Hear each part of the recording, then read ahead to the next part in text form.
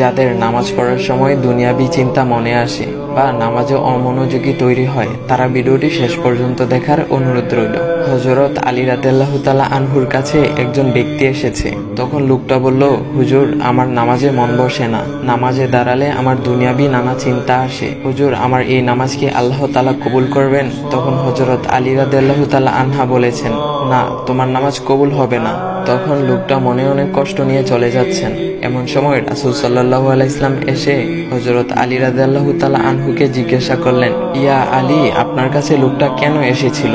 এসে দেখি মন খারাপ করে চলে গেল। কেন, কি হয়েছে আমাকে বলুন। তখন আলী রাদিয়াল্লাহু তাআলা আনহু বলেন, তিনি আমার কাছে জানতে এসেছেন যে নামাজে দুনিয়াবি চিন্তা আসলে নামাজ হবে কিনা। আমি বলেছি, না, তোমার নামাজ কবুল হবে না। রাসূল সাল্লাল্লাহু আলাইহি ওয়াসাল্লাম তখন বলেন, ইয়া আলী, আপনাকে আমি একটা চাদর উপহার দিতে চাই, তবে একটা শর্ত আছে। আলী রাদিয়াল্লাহু তাআলা আনহু খুশি হয়ে বলেন, ইয়া রাসূলুল্লাহ, কি শর্ত তা বলুন, আমি আপনার সকল শর্ত মেনে নিব। বুঝতেই তো পারছেন রাসূল সাল্লাল্লাহু আলাইহি ওয়াসাল্লামের চাদর বলে কথা। তখন রাসূল সাল্লাল্লাহু আলাইহি ওয়াসাল্লাম বললেন, ইয়া আলী, আপনি যদি এই মুহূর্তে 2 রাকাত নামাজ একনিষ্ঠভাবে পড়তে পারেন দুনিয়াবি সকল চিন্তা দূর করে, তাহলে আমি আপনাকে সেই চাদরটি উপহার দেব। আলী রাদিয়াল্লাহু তাআলা আনহু বলেন, এটা তো সাধারণ ব্যাপার। আলী রাদিয়াল্লাহু তাআলা আনহু তখন নামাজে দাঁড়িয়ে গেলেন আর তিনি নামাজ পড়তে শুরু করলেন। এমন সময় তার মনের মধ্যে শুধু ভাবনা চিন্তা আসতে শুরু করলো, আচ্ছা, আমাকে যে রাসূল সাল্লাল্লাহু আলাইহি ওয়াসাল্লাম যে চাদরটা দিবেন, সেটা কি ফাতিমার চাদর নাকি রাসূল সাল্লাল্লাহু আলাইহি ওয়াসাল্লামের? আচ্ছা, চাদরখানা দেখতে কেমন হবে?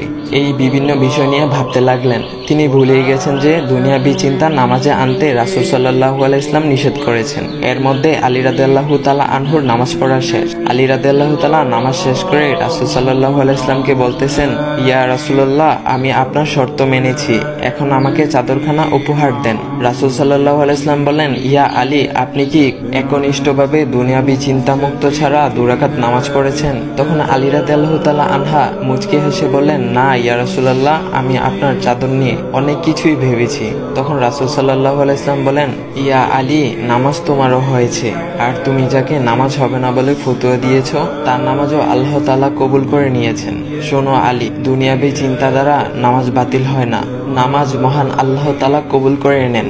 সকল ফরজ নিয়ম কানুন মেনে নামাজ পড়লে নামাজ হবে ইনশাল্লাহ। তবে আমাদের সকলের উচিত নামাজ আদায় করার সময় একমাত্র আল্লাহকে স্মরণ করে নামাজ আদায় করা। নামাজে দাঁড়ালে দুনিয়াবি চিন্তা মাথায় আসে, এটা শয়তানের একটা ফাঁদ। আল্লাহ তাআলা আমাদের সকলকে শয়তানের কুমন্ত্রণা থেকে হেফাজত রাখুক এবং সঠিকভাবে মনোযোগের সাথে নামাজ আদায় করার মতো তৌফিক দান করুক। সবাই বলি আমিন। চাইলে ভিডিওটা আপনি অন্যদের কাছে শেয়ার করতে পারেন, এতে অন্যদের ভুল ভ্রান্তিগুলো দূর হবে। তো গাইস, এমন ইসলামিক ভিডিও পাওয়ার জন্য ভাইয়ের আইডিটা ফলো করে দিয়ে যাও। ভাইয়ের আইডির নাম হচ্ছে ইসমি নাইম। তো গাইস, নতুন কোনো ইসলামিক ভিডিও আসা পর্যন্ত সবাই ভালো থাকবেন। আল্লাহ হাফেজ গাইস।